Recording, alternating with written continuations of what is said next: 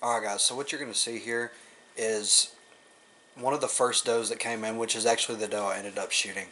As soon as I drew back on her, she turned completely 180 degrees away from me. And I actually ended up holding my bow back. I'm pulling 70 pounds. I held it back for almost 5 minutes.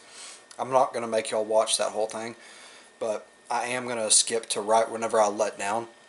And I scraped my release across the top of this binocular holster that I have on my chest, and it made a pretty loud, like Velcro sounding noise, and so it started to spook the two mamas with their fawns, and so then they started to back out of there, and unfortunately for this last doe, she decided to get a bite to eat before she skipped on out of there, and it was her last mistake.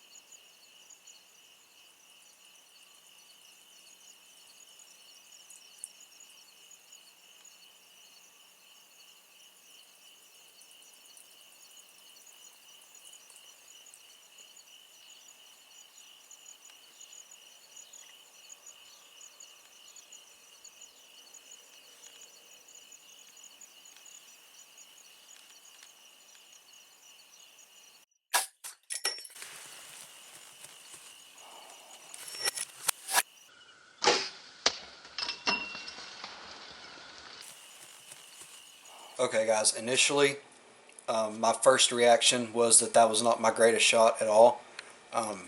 Not to make excuses, but I was very fatigued from having to hold my bow back for literally almost 5 minutes um, while she was turned away, and then walked away from the feeder, and then I had those other does burning me down.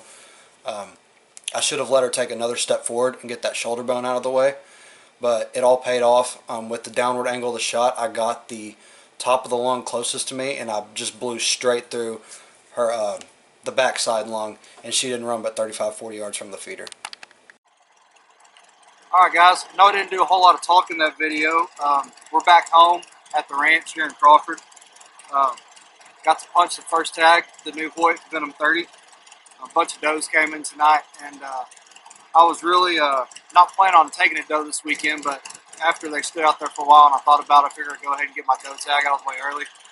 And there's a buck over at the stand I've been hunting the rest of the week. Really, really nice deer, but I couldn't hunt him tonight because there was the wind was really bad. It had a south wind. It wasn't going to work out at all. He showed up again tonight, so he's still hanging around. I think we're going to try to get after him in the morning, but for tonight, we're going to get this girl cleaned up, field dressed. We're going to get her the processor, and then we're going to come back, get a good night's sleep, and we're going to try to get after the shooter buck in the morning. So thank you all for watching, and we'll see you on the next one.